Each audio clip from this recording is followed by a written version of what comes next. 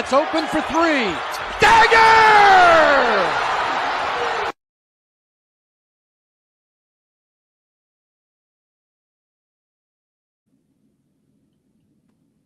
Hello, and welcome back to Well Beyond the Arc.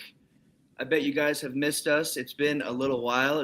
I checked when I was going back through and looking at videos. I think it's been since January, possibly, since we last went live. But we definitely are both pretty busy this year, and so it's been harder to make it work. But we're making it work at the best time, playoffs. Before we get into all of that exciting stuff, David, how have you been, bro? How are things going? Pretty good. I've been good. It's good to be back. It's good to be on here. I've not been on any form of podcast whatsoever, my own, because when life, you just have to answer it. So I'm grateful for it. I thank God for everything. So it's good to be back talking about the best time of the year, which is obviously playoff basketball. So what more can I say? We're starting up right when things. You know what? Honestly, it was a little rough for the Lakers for a little while. It wasn't rough, but we weren't looking incredibly good. I will say we never dropped down to a play-in seed at all this season. I believe we retained top 6. We might have dropped on 6, maybe 6. No, I think 6 was the max that we dropped. I think as well, which is way better than past seasons. But we had a couple of moments where we didn't look great. Obviously, we have some stuff to talk about with some injuries and stuff there. But the Lakers are looking pretty good, and the playoffs are looking like they're going to be exciting. Before we get into all of that, we have to start the show how we always do with a little good, bad, and ugly. Starting with good, my good is going to be a little bit of a random one. We're going with a good from the Eastern Conference, and it's actually something that happened quite a while ago, but since we just came back, I thought I would talk about it. My good is James Harden to the Cavs. This was a very beneficial middle season move for the Cavs. The Cavs obviously were looking decent. They were looking fine, but I will say he has had some performances that has helped them retain that 4th spot, because that East has been an uphill battle the whole season, and they've been separated by very few games.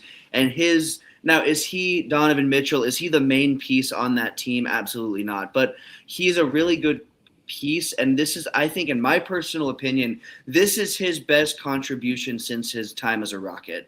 And that's not to say he didn't have some times where he put up some big stats for the 76ers or the Nets, but I think he's playing his best overall basketball right now, the best he's played since he was a Rocket. So I'm not trying to gas him up too much and say, oh, it's vintage, but I definitely think his contributions, and I mean, again, he did have some moments for the Clippers where he also had some moments that he helped contribute, but I think he's having his best basketball since the Rockets. So my good has to be James Harden to the Cavs, and it's really helped solidify them as more of a contender, just because I think they're playing a better brand of basketball than they were before, especially offensively. More of a contender. I don't know about that. The Cavs have looked weird this season. I don't know more about being a contender. As long as they don't go to Game 7, we're all good. As long as they don't get to any Game 7. Now I believe they play the Hawks. So Raptors. They played Raptors. Okay, I mean, it could go anyway. You really don't know, but again, as long as they don't go to a Game 7, I think James Harden will be fine. But that being said, I think it's a fair shot. I don't really see it being a big. I don't think they can beat Boston. I don't think they can beat Detroit. I personally don't even think they can beat New York. So we'll see. We'll see how far they go. But that's not a bad good. My good has to be with the Lakers. Now, people might think this is bad. This is a bad or an ugly, actually. But hear me out. Stay with me now. So, Lakers lost back-to-back to OKC. And then they lost to Dallas. In that back-to-back loss to OKC, they then lost Reeves and Luka. That's the bad part. That's sad. We get that. But look at it as a blessing in disguise. Imagine if the Lakers had won those games and they lost Austin Reeves and Luka and they had to go against Minnesota Timberwolves. They are the 4th seed. If they are still the 3rd seed, they'll have to go play against the Wolves. And the Wolves are not.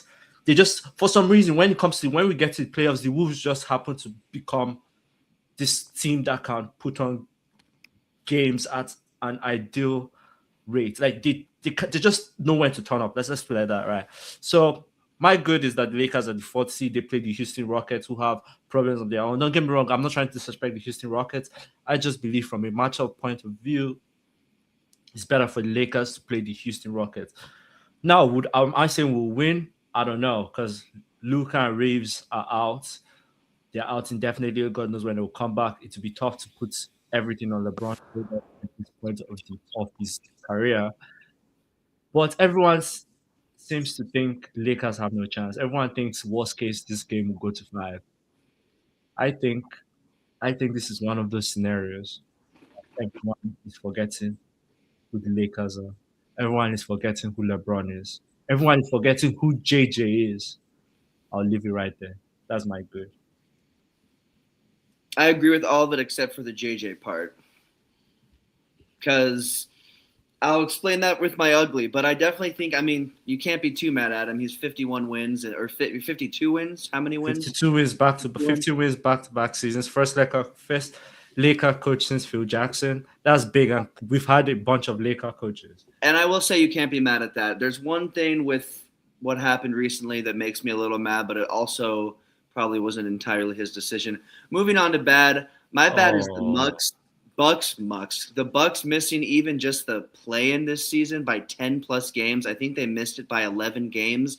And Giannis is very visibly upset with the situation now. He was sidelined towards the end of the season, which from a franchise standpoint, you can understand why they did that when they knew they weren't going to make it. But also, it's Giannis, and Giannis made it very known that he wanted to play and finish the season out. And when you know that you're not going to make the postseason, but this guy is still saying he's going to come back, you should probably listen to what he wants you to do. And so I think I'm not going to say Giannis is going to leave, but I definitely think he should.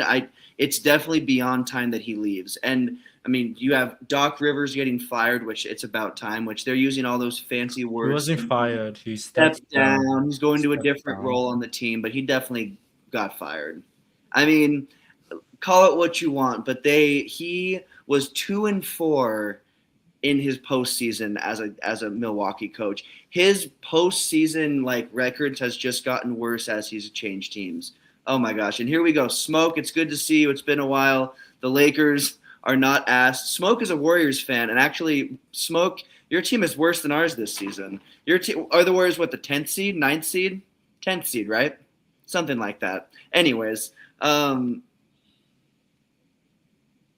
mean, it's not getting fired, but he was asked to step down. And here's what I'm going to say. You know why I'll keep the comment up? Because he's a Hall of Fame coach. They're not going to fire a Hall of Fame coach. They're not going to do so. And also, you know what? He maybe would be more beneficial in a different role other than coaching. Maybe they have established things that we haven't seen. That's obviously a behind the scenes decision. I just think he was definitely asked to step down. And again, 2-4. And if they have any hope of keeping Giannis, he probably needed to step down and not be in that role anymore, I would say. I told you all. I mean, I get it. Actually, yeah. Well, you know what, Smoke? Do you think Giannis is going to go to the Bucks or Warriors? Because that's one team I can see him leaving the Bucks for. I'm not 100% sure if that would be able to happen, but I think that's one team. And again, Giannis, there's in my personal opinion, there are 4 to 6 teams that would better suit Giannis and would take better care of Giannis. And so for me, I think he should step away and be done with the Bucks. Warriors are one of my top ones. I think that would be a really good situation. I mean, I agree with you. I don't think Doc Rivers has ever been really a great coach. I think he's definitely helped make great systems. I mean, the Celtics and the Clippers definitely made it work the most for his professional coaching career, and they made it pretty far. The Celtics obviously won a championship, but I don't think he's a great coach in a lot of ways, and he hasn't adapted to the new NBA. You can tell he's stuck in an older NBA with the way he coaches. So anyways, I don't want to go too off on the Bucks, but that's my bad for sure. Giannis needs to be done with Milwaukee, and if Jay watches this, he's going to hate that take probably because he's a big Bucks fan. But I just think for everybody, the Bucks need to reset, and Giannis needs to go to a team higher profile. That's what I'm thinking. Yeah. Yeah, I agree that this was going to be my ugly, so I might as well just say it now. We'll come back to the bad, but it's just the whole thing. It's just you hear reports every day coming out of the organization about Giannis saying this, Bucks saying that, Bucks this. Just the whole. I think it's one of those situations where it could have been a long lasting relationship, but communication broke down, people changed, and when people change, if you are going to stay, you have to evolve with the change. You have to accept the change. It just wasn't a thing where both parties were willing to accept the change. I.e., Bucks wanted to tank, but Giannis did not want to tank. Giannis is a natural born winner. Like Giannis is not washed. it just didn't go well. So I think the whole coverage, I think both from the reporters and the organization, like for a minute there was a whole thing coming out about the NBA investigating the Bucks, and then Yannis said something, and the Bucks were like, no, that didn't happen. He said, she said, type thing. Like, what's that all about, right? Like, we're not even talking about basketball no more. Like the Bucks, when you talk about the Bucks, we're not even talking about basketball no more. We're talking about like storylines, headlines from them. It's not what they are doing on the court, because what they are doing on the court doesn't matter, doesn't make sense. It is irrelevant to everything, because what they produce on the court is not worth watching. I'm just going to leave it there. Fair. Do you agree with this comment from Ryan Jorgensen? And welcome back. This is a long-time viewer of the show. Do you think Giannis is washed? I think he's just trolling, because Giannis is definitely not washed.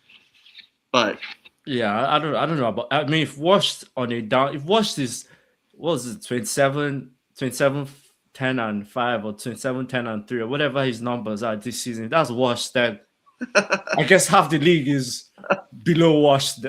At least 65% of the league is then below washed, if that's washed. True. But also, Giannis would definitely get a good, like, however it goes, if Giannis is traded at some point, if it's like, I mean, if we're looking like 5+ years, he's not going to be traded anymore. He's going to be a Buck long term, because that's going to be towards the end of his career. Not at the end of his career, but 5+ seasons, he's getting towards the end, and then he would probably lose a little bit of value. But I can see him being traded or moved on from within the next 1 to 3 years. And in that window, he has a lot of value. He's still Giannis, and his numbers may go down a little bit, but I think he'll be, and I don't want to make comparisons because I'm not saying they're the same player, but I think he'll be a sustainable player like a LeBron for most of his career and be able to keep above 20 pretty consistently for the rest of his career. And I think he'll hold pretty high value. And he's an NBA champion. I mean, that guy is a very, I don't want to say underrated player, because he's not, but there's just so much greatness in the league and so many newer players that have came up and kind of established themselves that I think we overlook him a little bit. So, but I think him being on the Bucks is part of that. So that's why I think it's time for him to figure something else out. But maybe the Bucks can get it figured out. Maybe they'll get a really solid coach, but I don't see that. It's time to blow it all up and start over. My ugly is the Lakers losing Austin Reeves and Luka. I was at that game, and it was by far the worst game I've ever been to. I have seen the Lakers when they had D'Angelo Russell and Julius Randle, and they won 16 games, and I have never seen a game that bad. I mean, OKC scored like 9 points in like a minute and a half. It was once that happened, I was like, this is over. And then the entire game, Luka was playing weird. And you've seen Luka live, you've seen even Luka not live. Luka gets into a rhythm, and it's like he can't miss. And if he's missing, he's being heavily guarded or so. But he was playing terribly. He was playing awful. And then he goes down, obviously, second half, and that's that. And then a report came out after that he was injured in the first half, because he had left in the first half at like towards the end. He was injured first half, but then he got cleared to come back. And honestly, it's not like JJ Redick's decision 100% probably. I mean, maybe even Luka wanted to come back because of where the game was at. But I feel like at this point in the season, with us being like secure with where we were within 3 to 5 at that point, I mean, we could have dropped at that point. We maybe still could have dropped to 6, but I think we were secure 3 to 5 at that point. So I feel like home court advantage, though. We wanted home court advantage. That's fair. That's that. But then also like JJ, like I feel like you're going to blame JJ for it, and I sadly I can't sit here and watch that. I have to defend JJ. I'm not saying again. I was saying though. I don't think he's 100% probably responsible, but he's definitely someone that was a player. And so I feel like someone that is a player's coach, it's your responsibility to read the room. And maybe Luka was like really wanting to go back in, or maybe they thought they had. But I was at that game; it was over. After the first quarter, it was. I remember it being close. No, I did. Towards the end, like there was we fought back in that game towards the end of the second quarter, and we fought back, and there was hope.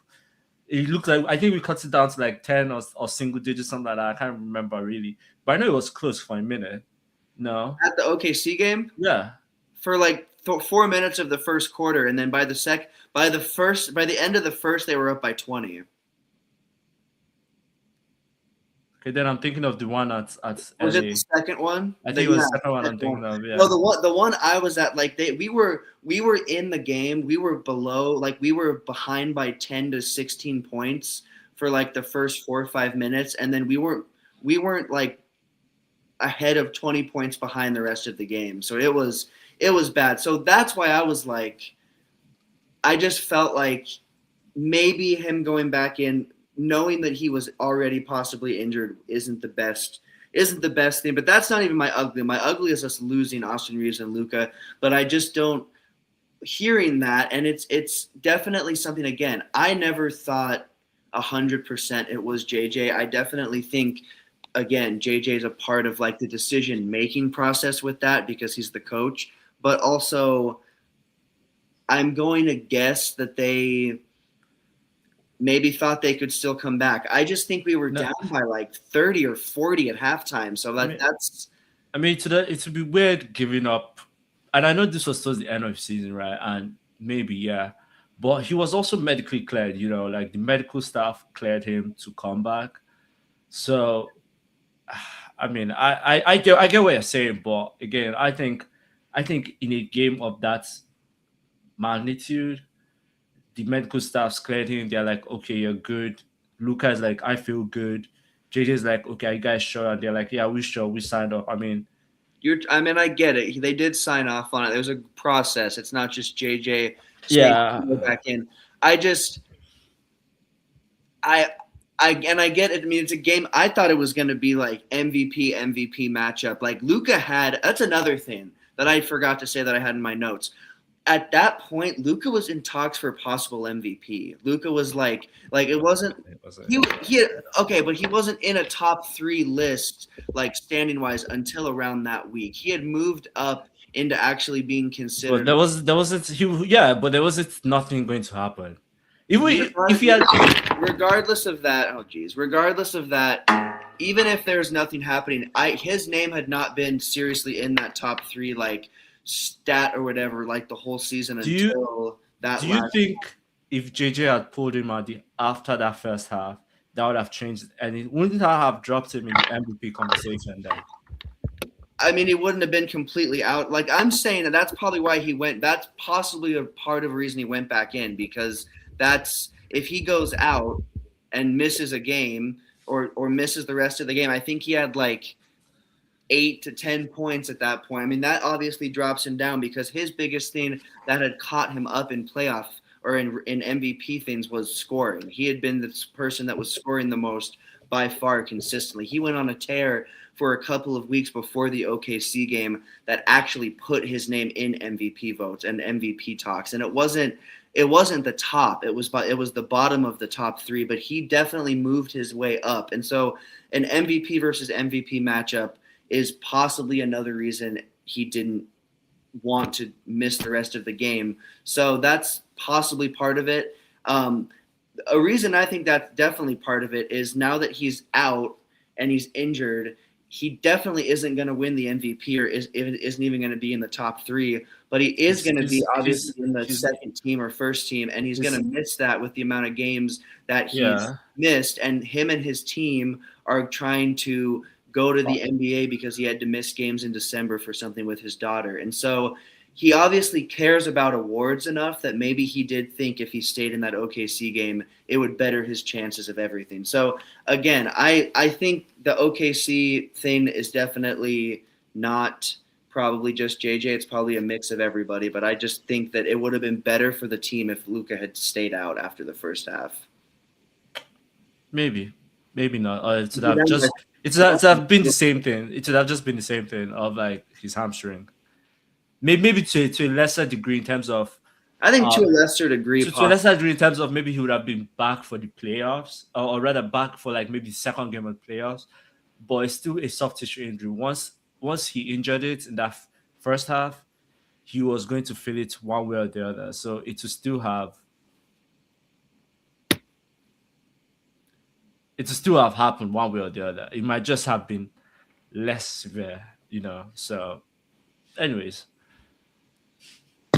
Yeah, definitely. Well, and what's your bad or ugly? Because you only said oh yeah, I said my bad is more of like just the NBA and tanking.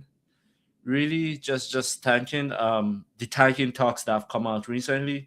Like, why are we picking this time to talk about it? Like, is it because every I don't really know. I just feel it's some type of way about how the league took made it a priority this season. Like made tanking a priority this season. Like this was the first time it's been happening. I don't know. I just feel some type of way about it. So that's kind of where I'm sticking with it as my bad. Like, why are we making it so much? I feel like we're making it so much bigger than it really is. Um, anyways, yeah, no, definitely. I can see that for sure. I agree. It's definitely been blown up pretty bad at this point. Today and tomorrow we have some playing games. Well, actually today, tomorrow, and then later into the week we have playing games. But today and tomorrow are the ones that will start getting them set. The first one today is Hornets versus Heat. Uh, I'm gonna go with shout out to the Hornets. I'm gonna go with Hornets. I second that. I don't know if it's gonna be a. I think the Heat have enough like experience that they're going to keep the game decently close, but I think the Hornets will win. The Hornets have looked hot, and the Hornets that would put them at the 7th seed. And I mean, I don't think they're going to beat the Celtics, but I think they're going to have some fun in that series and at least win one game. And that would be a pretty big like stamp to win one game against the Celtics because the Celtics are one of the stronger teams, especially since Tatum is back. So I think Hornets win, and I think the Heat are the team that loses that one. And then we have Suns, Trailblazers. Again, another game that I think is going to be pretty exciting. These are two decently even match teams, but I'm going Suns. Devin Booker's been on a pretty big tear scoring wise, and I think the Suns, not to trash Kevin Durant, there's no purpose or point, and he's actually had a pretty. I'm going to say Kevin Durant has had one of his better seasons, just fitting in on a team and kind of making a difference on a team, and not being looked at as like the guy that has to do it all, this or that, or like the leader. Like it's definitely been a situation that has worked, and he's just been a part of a team. So shout out to him for that. But the Suns, that was not quite the same situation. People looked at him to be the guy, and it didn't work, and he had some really good stats on the Suns. I think their exits and their injuries and their inconsistencies overshadow his statistical things that he did accomplish on that team. But the Suns are a better team without him, and Devin Booker is that guy. He is the leader for the Suns, and I think he'll come out tonight, and I think the Suns will win. But I think it'll be like a 6 to 10 point different game. Like I don't think it's going to be a blowout by any means because the Trailblazers are a pretty good team in their own means as well. So what are your thoughts on that one? Do you think Suns get it done, or do you have the Trailblazers pulling it off? Well, let me start by this. Shout out to um Hornets. Mm-hmm. Just going back to that, I've been utterly disappointed with Miami. Like the Heat culture and all that fun stuff. When you watch Miami play, they don't look like a team with Heat culture. I don't know if that's from exposure or just he just doesn't have the players to help put that Heat culture really. So I've been disappointed in Miami. Now if Miami wins, I won't be surprised because this is just what they do every year. They go through the play-in and make it to the playoffs, and maybe once in a while go on a Cinderella run. Who knows? That's just what they do. So if they win, I won't be surprised. But I bet I'm betting Charlotte's winning. Charlotte have been impressive. I think no one really saw this from them. The duo of Lamelo. I'm surprised Lamelo. I'll be real with you. I'm surprised Lamelo has played the amount of games he's played. Yeah, I mean, Uh, so shout out to Lamelo and Conipo. mm-hmm. Um, Definitely contender for rookie of the year. He probably will win it just because of his name. But anyways, that's a topic for another day. So yeah, but I like that game, and obviously whoever loses that is pretty much done. So it's been nice for Charlotte to win and move on to the because this between Charlotte and Miami, they move on to play the winner, the loser of the 7 and 8 in the West. So that's Philly and Magic. So whoever wins that loses that one, then plays the winner of this one, right? So there's still a lot of game for whichever team wins this. So we'll leave it at that. Now, as for the Suns and the Blazers, I think both teams overperformed. I think they both overperformed. No one really expected the Suns to do anything. And then Blazers, we didn't really know what to get from them, really. Like they have just been since Dame left, they've just been what's the word I'm looking for? A field of mediocrity. Is that the word? I believe they've just been a staple of mediocrity, whatever the word is. You guys know what I'm trying to say. So that being said, I think both teams overachieved, and whoever wins this one is going straight to the playoff. Whoever loses now will go either play the Warriors or the Clippers. Whoever wins that game, right? Hmm. I will say that whoever loses this game will not win that next game. But I can see the Suns winning it. I do feel the Suns will win it because Devin Booker will play, Dylan Brooks will play. They have a German, Gillespie, is that his name? The young rookie point guard Gillespie. They still have Okogie. Is it Okogie? No, that's not it. I thought you.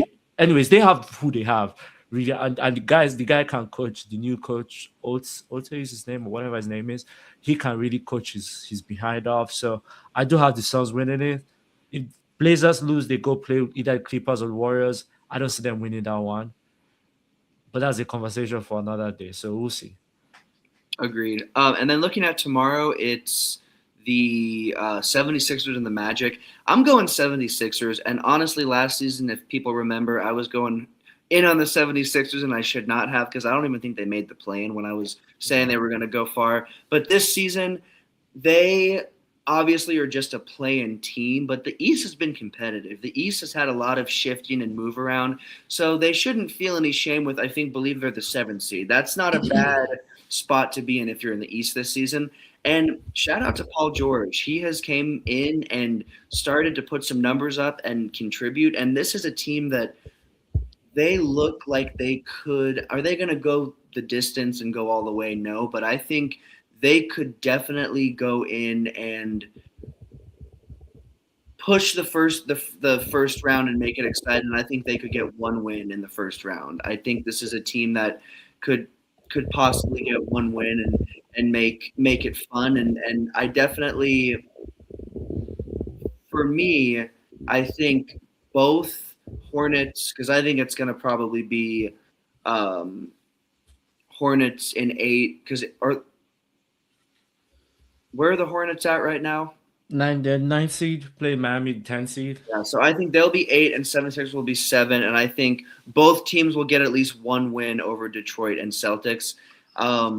I see a little bit of a less possibility of, and I guess it would be the Hornets playing Detroit. I see less of a possibility of them beating Detroit and getting one game. But I think both teams can get one win in the first round. I think that is the max they're going to get. I think those will be pretty clear-cut rounds. But I do think the 76ers beat the Magic, and I think it's not going to be a blowout, but I think they'll beat them pretty easily. Not easily, but I think they'll handle the game the whole time. What are your thoughts on that matchup? Yeah, I don't trust the Magic. I think that was the last season they made it to the playoffs, and then they lost to who they lose to the Celtics in 6 games, I think. Mm-hmm. Last season they're like last season they were like the Toronto of last season, this season. And this season they've just been weird. And it's like Polo has taken a step down. His development, and I know I was really talking about it because it's Magic, like we're not going to say too much on it, right? But I think Polo Banquera has taken a step down, which has kind of been disappointing.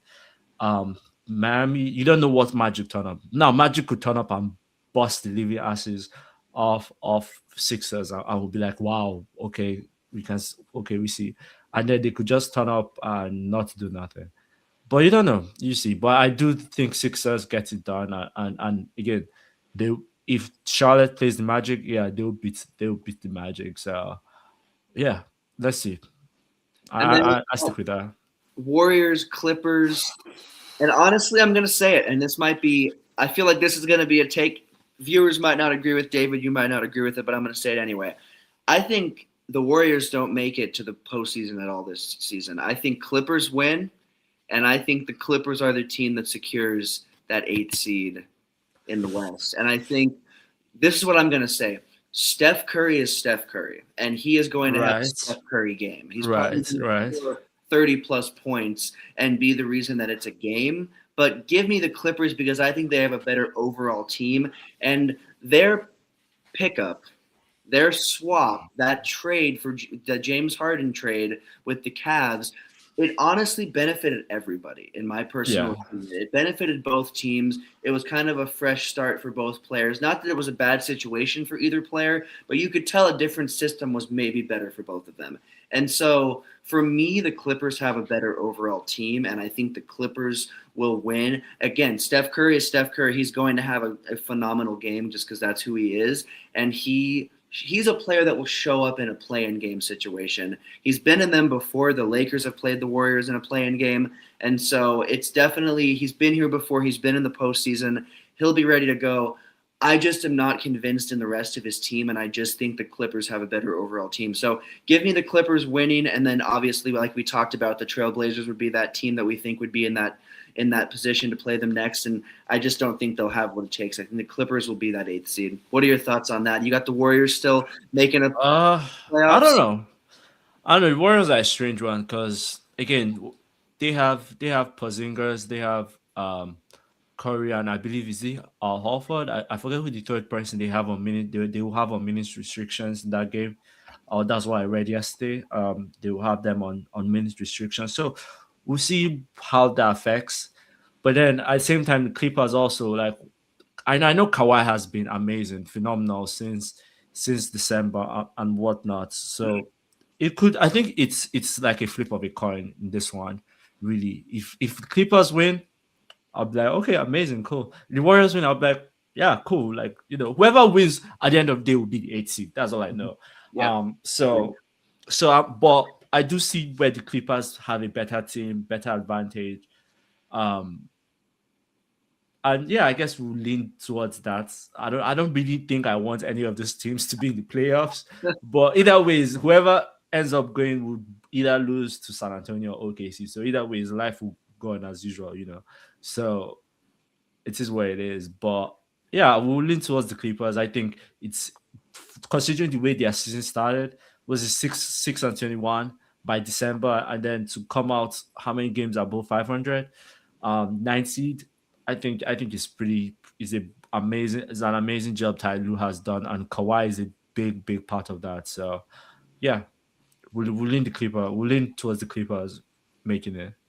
It'll be exciting to see. I mean, like you said, our 8th seeds are pretty much secure. I think those teams that are losing that first or winning that first game, it a lot of them are going to have that advantage and going to have that strength. So that's gonna be a big thing. So time will tell, but obviously those start today. Those start in under an hour as we record. So we will obviously next time we meet back up. The first round will be well underway and maybe even almost over for some of these teams. So it'll be interesting. Like you said, Suns and Clippers or whoever is in that 7th and 8th seed. Thunder and the Spurs will make pretty easy work of them. I don't see either series going above 5 games. I truly don't. I think that maybe the Suns could make it a 5-game series against a team like the Spurs, but OKC versus the Clippers, maybe that also goes 5. But I just think those two teams will dominate the first round, I think, pretty handily, like a first and second seed seem to do usually. So time will tell. But looking at some other first round playoff matchups, we're going to talk Lakers Rockets. Obviously, we talked Luka, Austin Reeves are down, and honestly, if we have Luka and Austin Reeves, I think this is a 5 or 6 win series pretty easily. And I'm going to say easily, like I still think it would be a series, but I think we would have some games where we would pull away a little bit more if we had Luka, obviously, and if we had Austin Reeves. But shout out to the Lakers for, in my personal opinion, we'll see what your thoughts are on this. I think the Lakers have some of the most depth that they have had in the last few seasons in a lot of positions. But the depth doesn't do anything though. I mean, it doesn't, but it definitely is looking better than it has in the past, because in the past we've been missing players in a lot more positions than we are now. I'm not as happy with our depth in the four, or especially in the five. We definitely have players that are available, but our guards, and I mean our forward, we definitely have more depth and more availability, and we're able to look like a more suitable team. I mean, the starting five I was looking at for the Rockets looks like a starting five that can compete. And to your point, obviously, quite a bit of our depth pieces or players have had some underperforming games, or have been hot and cold, or have not performed extremely well consistently. But I would say either way, we have more depth than we've had, because we have been hurting. If we were in this position a few seasons ago, we'd be out. If it was an AD LeBron situation, and let's say AD goes out, I mean, we've seen that happen. It is pretty much a guaranteed out, just because we didn't have enough around LeBron. And LeBron is great, and LeBron can do a lot. But a team like the Rockets, you need to have some sort of support around LeBron, and I think he has enough. That's LeBron also obviously makes players around him better, and I think in the games since Luka has been out, with LeBron taking more of that role, I've seen him make players around him better already. So I guess I should rephrase it and say I feel more confident because of how the season ended once Luka went down. Obviously, we lost a couple of games. We shouldn't have lost the Dallas game. We shouldn't have lost that one. That one was one but we finished the season better than we could have, and I feel like, to me, that's a testament of the depth we have. And I think Smart and a lot of players, and now Kennard, I mean, we do have some pieces that definitely can make this a series and can stay competitive. So I think it's going to be a 6 or 7 game series. I think we'll see some LeBron versus KD classic playoff moments, and they might be the last. And that doesn't mean this is LeBron's last season, but there's no saying that we'll see them matched up in the playoffs ever again. So I think enjoying that will be really cool. I think being able to see again, I think the Lakers and the Rockets are pretty evenly matched with how they are right now. I will give the Rockets a slight advantage. I will give them a slight advantage over the Lakers in certain aspects as of now. But I think it's going to be a 6 or 7 game series, and I think the Lakers win. I think we take care of business with a home court advantage game. I think Saturday is our first game, Saturday or Sunday, and I think we win that and set the tone. And I think, again, we win in 6 or 7. But I can also see the Rockets winning on the flip side in 6 or 7. So I think it's going to be an exciting series, but I'm pretty confident that the Lakers have enough to win. But again, to your point earlier, the pieces on the Lakers have not shown up consistently this season. And I think that's been a theme in LeBron's entire time as a Laker, and that's not LeBron's fault. In LeBron's entire time as a Laker, except for his first season, they've been really inconsistent. The role players that have been around them and around him have not always shown up. So to your point, I get it, but I also, looking at our lineup and who we're going to have, especially on that second on the bench, because you need a starting five, but you need a bench to be able to come in. And looking at who we have on the bench to replace some of those starters during those Rockets games, I feel pretty confident. But what are your thoughts, David? Do you think the Lakers win pretty easily, or do you think it's going to be a hard fought series? Um, there's a saying. What's the saying that superstars get you to the postseason, role players win you the postseason, something like that. I think that's the Mm-hmm. saying. Anyways, role players. I think obviously everyone with Luca and Reeves out, everyone has singled out and be like the series will not go past 5 games. Cool. I think that's cool. That's a good way. That's a way to look at it. But I think the Lakers will win both home games because the Rockets cannot play when they get down the stretch. If it's a tight game down the stretch, they cannot close games. They have no point guard. That's all I'm going to say.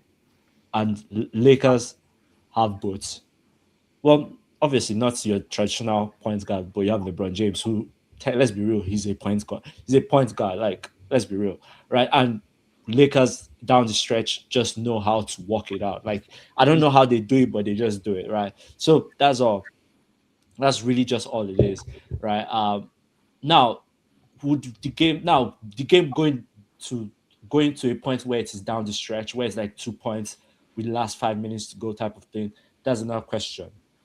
We just have to get it to that point because I think if we get both games down that point, win both games, split two in Houston, split one, split the two games in Houston, series is done.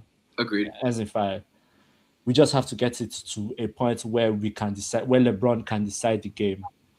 The shooters have to shoot because LeBron will give you the rock. He will literally make you open. Just shoot the ball. Because if people are shooting the ball, you then create space for LeBron to go one on one, and we know that is what he does. He's not the 23-year-old that will just drive through and butcher whoever he sees on the lane. He needs space to walk. And when shooters are shooting, you create that space for him.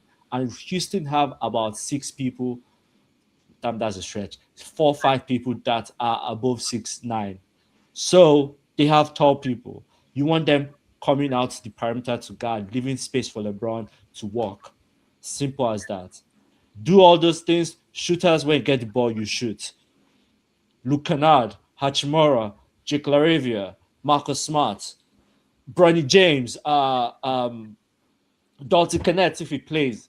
I'm thinking Jackson Hayes. All of you, just when DeAndre 18, when you get the ball, catch it and make the freaking basket. It's that simple. Houston is not that difficult. They are not calculus. They are not rocket science. Just do the basics, shoot your shots down, and Lakers take 2 games at home, split 1 game in Houston. The game is done. Series ended. And all those people that said the Lakers will not make it past 5 games. So you're calling Lakers win it in 5. No. I'm saying yes. I'm calling it yes. Okay. No, not 6. I'll say 6. Lakers win in 6. Right? Lakers win in 6. But if Houston wins, I'll be like, okay, that's. I'm not going to lose sleep over it. Like if Houston wins in 5, wins in 6, if they even win in 4, I might lose some sleep, but I won't be like, okay, whatever. I won't be like, oh my god, we lost. Like, wow, did we lose? I can understand it. I understand it because just because I know who our players and what we have to offer. But yeah, that's all I have to say on that. That's fair. That's fair. Well, time will tell. Game starts this weekend, and I think it'll be a good series. 7:30 Central Time on ABC. Let's go. Can't wait. I will be tuning in. It should be a good one. Hopefully, when we check back in about the series, the Lakers are up. Moving on, Nuggets versus Timberwolves. Honestly, that'll be a good game. That'll be a good game. It will be good games. I think each game is going to be competitive, but I want to just say that I think Denver, I don't want to say they're underrated because they're definitely not, but I think they're not quite looked at as a contender because OKC is there. And now this exciting new team, the Spurs, that's on a resurge is there. So I think people have kind of forgotten just how good the Nuggets are. And the Nuggets have started to really look like they're trying to remind people that, and I think we're going to see a scary Denver. So I think each game is going to be competitive. I don't think any game is going to be separated by over 10 points. I would be shocked if any game was separated by over 10 points. I think Ant is going to show up and play extremely well and play a great brand of basketball, and his team rallies around him. He's a guy that gets a team going. So I think it will be 5 or 6 good games, but I think Denver comes out on top. I'm going to go with 6 games because I think 5 is too little. I do think it's going to be a series that they go game for game, but I think 6 games, Denver comes out on top, and look out for Denver because I think Denver very well could be a team that might be able to take OKC down. I'm not going to 100% say that because OKC is a monster, and I've seen it live. The only other time I ever saw OKC live was when we had Russell Westbrook and Carmelo Anthony like 4 years ago, and they were definitely not the team they are now. So it was not the same environment. I mean, that was a different, that team and that crowd and that it is intense. They want to win again, and they're going to be hard to take down. But I think Denver could do it. So give me the Nuggets winning in 6 games. 6 games, okay. I can see that. I think. I mean, the Rockets have what they won. They won their last 12, literally in a row. And obviously they play okay. They play San Antonio in the second round. That's I believe that's the brackets second round. So they beat they beat they beat Minnesota, and then they go play probably San Antonio, because San Antonio will probably win whoever finishes eighth or whatever, right? San Antonio made light of OKC during the regular season, made light of every other team during the regular season. The only team they could not make light of was Denver. Remember that last meeting where Jokic literally shot over Wemby? I don't know if you saw that, but yeah. And I bring that up to say, I agree with you. People are sleeping on Denver. I am sleeping on Denver. We also, and that, Yeah, and there are reasons for that, right? The injury concerns, like, they have not been healthy all season. Jokic missed time. Murray has missed time. Gordon has missed time. Most of their role players miss time. But when they are fully healthy, they are a dangerous, dangerous team, right? And I think they are the dark horses. And as much as we want to say sleep, like like they've won the championship, they can't be a sleeper team. People are sleeping on them. They are dark horses of the West, and they will surprise a lot of people this postseason, myself included. That being said, there's just something that Minnesota drinks during the postseason, and they just come alive. This series is going to 7. I can see that. Series is going to 7, and it will be a flip of the coin who wins it. I don't really know. This is my cop out. I don't really know who wins it. It will be a flip of a coin. Good series. The only way this doesn't go to 7 is if Jokic gets injured, Ant gets injured. That's the only way this is not going to 7. But if both players are playing every game, this is going to a game 7.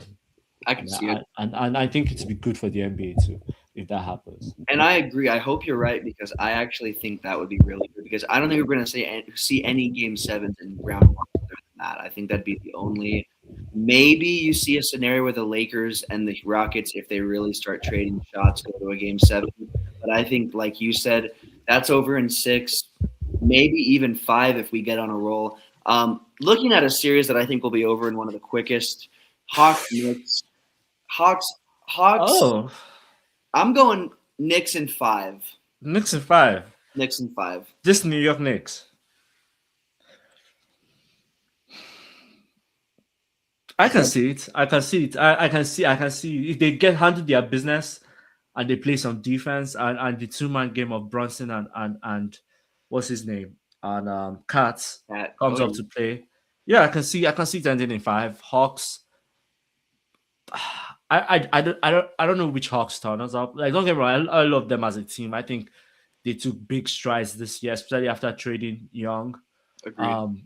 Jalen Johnson has become of his own. CJ, they have good role players on there. So I could see where you say 5 ending in 5, but I think it will be a good series. I'm not going to say it's good to 7. I do think New York will win. I'll stand with you there. New York will win, but I think it will be a tough win in 6. I think it will be a tough win in 6. Yeah, That's fair. That's fair. And this Hawks team, to your credit, I mean, you made a very good point. This team looks, and you didn't actually say this, so I'm not going to put words in your mouth, but I'm going to add on to what you said and say this. They look miles better than they did with Trae Young. Now, not overall. Trae Young had his time where they had a couple of seasons where they made some postseason pushes. The last couple of years, that wasn't the case. It was time for everyone to move on. They look so much better, and it worked out for everybody. I also think, not to go on another thing, but I think Trae Young will have success in Washington. I think that could be possibly successful for everybody in the end. But definitely agree with you that the Hawks look better, and so I can give it a 6 game. I think either way, I think New York comes out with it. Like you said, it depends. It depends on what New York we see. And then the last one that's set is Raptors Cavs, and I'm going to give it to the Cavs. Obviously, I'm pretty high on the Cavs. I was talking about James Harden looking like a solid piece. I think it's going to be a competitive series. These are two teams that, in my personal opinion, are decently evenly matched. At times, the Raptors obviously looked like a far better team, and at times the Raptors actually looked like they might be a contender. They looked like they were going to be a team that, and maybe not contender, but I think a team that is in the top 3 is you could consider a possible contender depending on the team. And I think they were in 3rd, 4th for a little bit of the season. So Obviously, they finished fifth, Cavs fourth. I think this will be an even series. This is not by any means going to be a series where the Cavs blow it out and win in four. I think it's a 6-game series. I think if there's any series in the East that could go to 7, I think it's this one. I think this one maybe goes to a game 7, which to your point, it better not with James Harden on the team. Maybe they'll just sit him that game. Probably just don't play him that game. But no, I think the Cavs definitely have a chance at making it to the second round and making the second round decently competitive. I think they have a better chance of making the second round competitive than the Raptors do. That's how I'm going to put it. And I could be completely wrong, and the Raptors could come out hot and win and win in 5. But I think the Cavs win it in 6 or 7, and I think this is the series in the East. The only, and I don't want to say the only series because I could very much be wrong, like I sometimes am. But I think this is one of the only series in the East that has a realistic chance of going to 7 games. Raptors, Cavs, maybe. I think the Cavs will handle it in 6. I think Raptors also made good strides. I mean, last year they were a 10, 11 team. Yeah. So this season they took us by storm. And Brandon, shout out to BI playing the most games I think he's played in a minute. Mm-hmm. Maybe and then, career. I know, right? Scotty Barnes also playing well. Not OG, what's his name? This guy from, I forget what his name is. Scotty That Barnes. traded from New York. Oh, I know who you're talking about. I can't remember the name either. Jeez. Anyways, just, you know the Raptors, Russ. So shout out to Raptors. I think they've been good, and I like their coach too. He's really he's really outspoken. I like him. I forget what his name is, but he's really good. So, but I do see this game ending in 6. I think this was a good season for the Raptors, and they'll build on this. They will definitely build. This is like the Indiana Pacers. Now, the Raptors. Now, speaking of Indiana, the Raptors could be the Indiana this season. They could just be Indiana this season. They could. I'm just saying. They could. I could see that happening. They can too. So if it happens, I won't be surprised. I'll be like, I called it. But if it doesn't happen, it's okay. It's all good. Cavs. I think if they make it, they will make it past the second round. Yeah. There's something I've not liked since that James Harden trade, and this is why I can't stick with them. Donovan Mitchell has been fairly inconsistent being the second option. Yeah. If you look at his, I'm not trying to be a certified box score enjoyer, right? That just looks at the box score and is like, okay, whatever. But like, if you look at the box score in the games, there are games he drops 35, 40, and then there are other games he's been dropping 9, 8. True. Like, what's going on with that? So that's just why I don't enjoy the inconsistency of Donovan Mitchell. And we all know how he's been in the playoffs, so. Agreed. Would this be different? We hope so. But if it doesn't work that way, I won't be surprised. So fair. That's a fair point. Yeah. Those are all good points. And when you have a history like that, you can just look at that and that's your reference. And that's the unfortunate thing for the Cavs too. They've also been a team that's had pretty successful regular seasons. Then they've gone to the post and they've gotten bounced. Ever since LeBron left, if they make the postseason, they usually don't make it very far. So time will tell. I think that, again, we both see them maybe being a second-round exit. But, again, you never know. The Raptors might come out. Moving on, we have 2 more quick little things. We're going to go MVP. But before we go into that, I'm going to say who I think is going to win it and then who I think should win it. Who I think will win it is I think SGA is going to win it. I think SGA wins it back-to-back. And I don't think there's anything wrong with that. I think his stats have dropped slightly, and it's literally like ever so slightly. It's not a big drop. It's been isn't he second in scoring with like 30 point something points per game or something like that? I'm not mistaken now. Yeah, but like from his like lifetime best, his numbers, or from last season, his numbers dropped tiny bit. I mean, he did miss more games. But like literally, I mean, when I'm saying that they dropped, it's not like a massive, and they've also gained some depth and he did miss some time, but he's still averaging like right around what he averaged last season in every single category. It's just some of them have dropped a little bit, but he's in my personal opinion, one of the best overall players on both sides of the ball. He can do it. But I think Wemby should win it. I think, in my personal opinion, Wemby is the best all around player in the NBA. There's no player that is doing what he's doing on both sides of the ball. And so he's a lock for Defensive Player of the Year. If anyone else wins it, it's a stolen award. I don't think he's going to win MVP. And Joker's third on my list. My list goes Joker, SGA, and then Wemby for like who I think. But I think, and Joker's obviously triple double, and he's putting up pretty impressive numbers. But I don't think he's going to win another one. He maybe will win one more in his career, but I don't think Joker will win another one in his career. I think he's won his last one, just because of the talent and who else is in the league. And if Wemby doesn't win it this year, I think next season Wemby definitely goes on a tear and wins it. But I think SGA wins it, but I would like Wemby to win it. I know you're a big SGA fan. Are you thinking he wins it, thinking he deserves it? Does he fill both of those categories for you?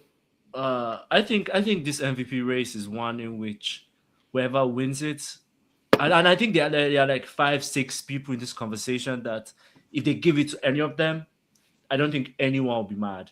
And Fair. that list is SGA, Jokic, Wemby, Jalen Brown, Luca, and Cade Cunningham. I think if Cade didn't go down injured, I think he would Yeah, have been top three, I top three, agree. top four. Who knows?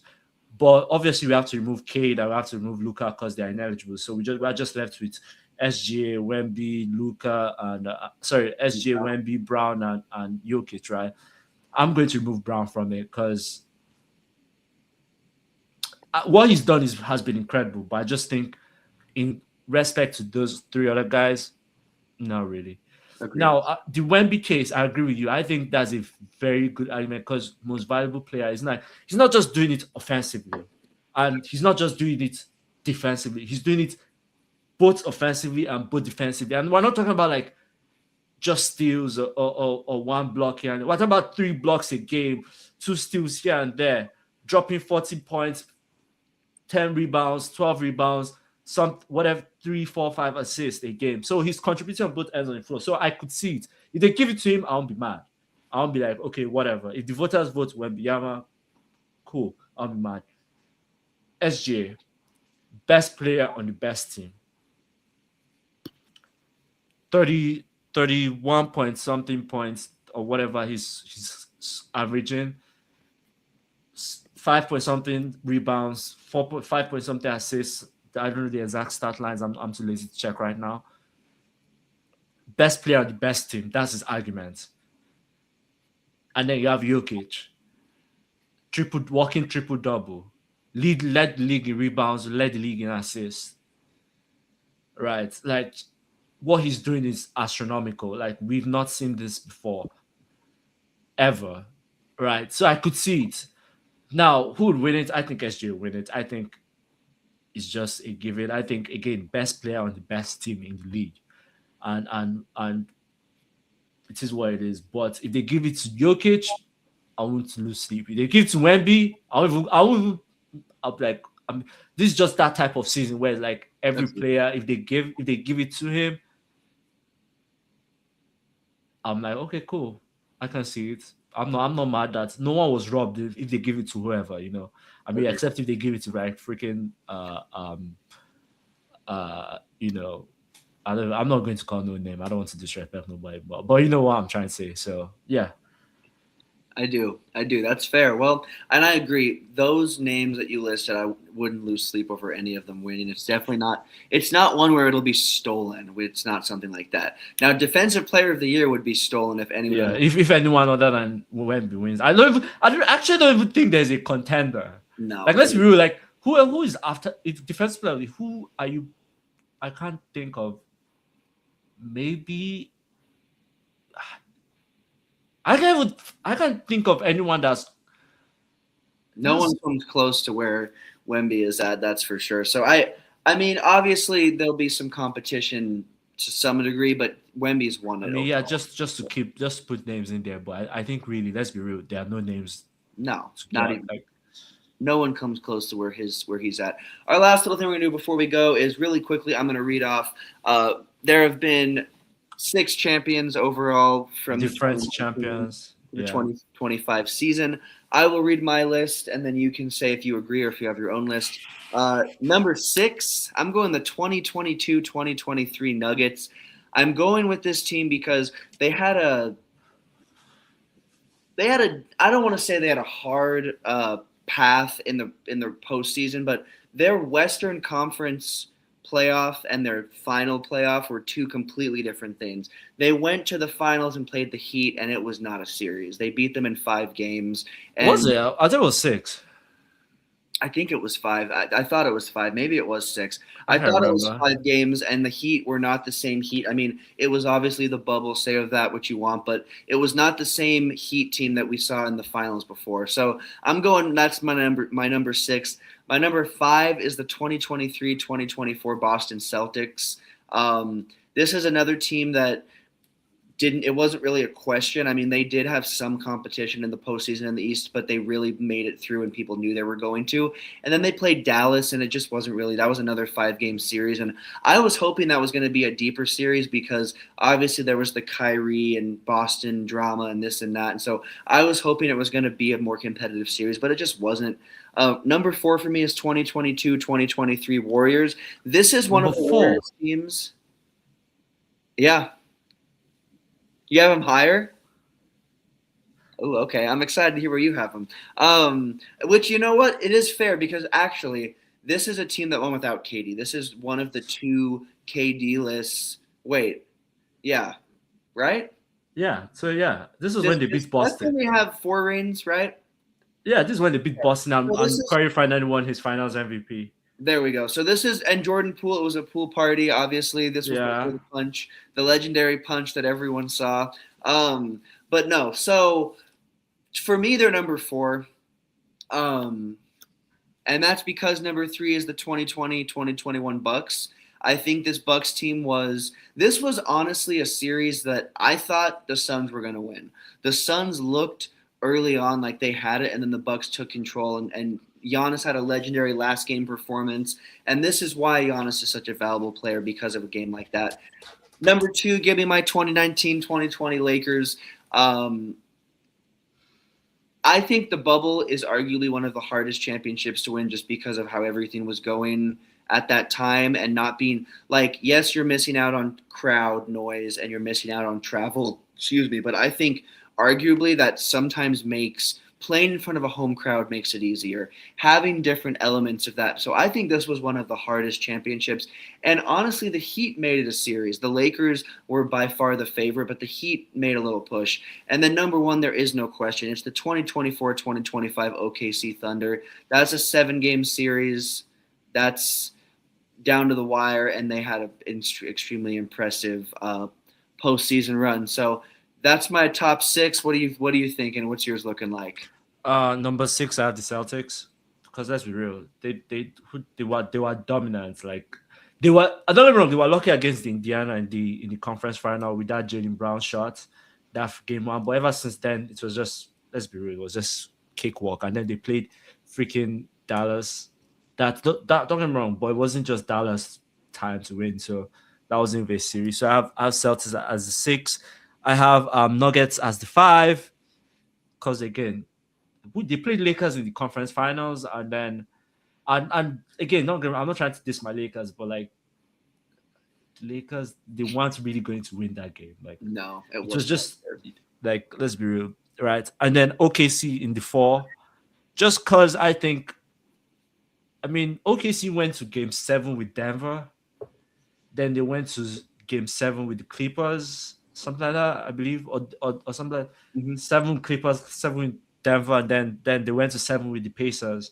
I think the Pacers played a game that not many of us expected. Like we thought the game would go to 5, 6, but it went to 7, and it was unlucky because anything could have happened. Tyrese was hot that game, so anything could have happened. It is what it is. So I have OKC in 4. I have the Bucks in 3. I don't know why I have the Bucks in 3. I can't even really remember that final. I just remember Yannis blocking what's his name? DeAndre Ayton. Is that DeAndre Ayton at the Mhm. rim? And that was that. But That's all I remember from that final. Then Lakers at 2, because I think people don't.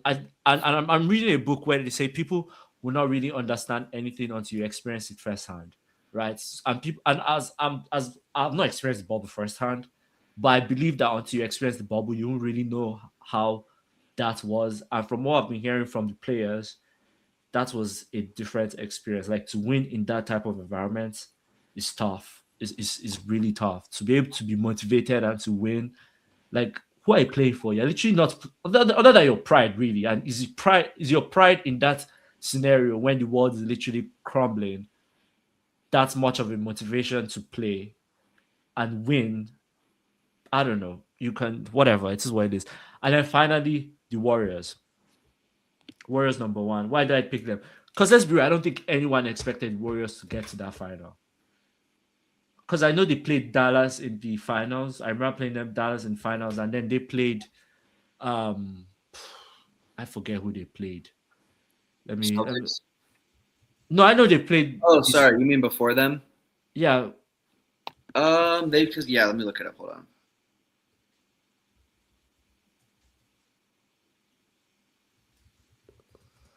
They I know they played the Celtics in the finals, and let's be real, they oh probably they should. played. Why can't I find it? Here we go. The Warriors finished like a top. They finished a what top 6 seed, top So the Warriors played the Nuggets, the in the first Grizzlies, and round. the Mavs. So they played the Nuggets in the first round. They played the Grizzlies in the second round. At that time, the Grizzlies were, they were Yeah. they were a bit hot. They were a good team, and then they played the Mavs with Brunson and Brunson and what's his name? Brunson Luka. and Luca, right? So I think that season they finished third. Was it that I think that season they finished third, and no one really expected them to make it all the way to where they did. I really can't remember that season, but yeah. So that's my top six: Warriors, Lakers, Bucks, Nuggets. Sorry, Warriors, Lakers, Bucks, OKC, Nuggets, and Celtics. You, Yeah, I can't argue with any of those points. I definitely can see what you're saying about the Warriors kind of making that unexpected push. So that was definitely a good list. If you guys have any lists you want us to do in any future shows, drop it in comments, drop it on any of the socials, and we will be back with more basketball. But this is not the only place you can find us. I know, David, you mentioned you haven't been doing anything else, but when you kick back up, where can our viewers find you other than this show? yeah. Unfortunately, that show will be coming down towards the end of the season once my Arsenal wins the league. And if you're a big soccer fan, obviously you know all that's going on. But once my Arsenal wins the league, we'll have one last episode at the end of the season, just recapping the whole season and talking about the beautiful game of soccer. But sadly, that channel is coming down once that episode drops. But the channel will still be up, but I won't be uploading, maybe little here and there. But check us out, man, with football fans. If you just want to learn the game of soccer, know the game of soccer, check us out. I'll be there. If not, I'll definitely be here when we're live and running. So yeah, Mind of Football Fans podcast. Yes, definitely check them out. They have a great one. Definitely check their last episode out. And then we're not in college football season right now. And honestly, last No. college football season, I wasn't super consistent. But College Football Junkie will return probably sometime in the summer. We'll start talking about some football. We might even start up this spring. I got to get with my co-host and see. But you obviously can find us here, and we will be back during the NBA postseason to bring you guys more NBA basketball and to talk more about it. Hopefully, our Lakers are doing good. Time will tell. But as always, thank you guys so much for tuning in, and we will talk more basketball with you guys next time. Peace.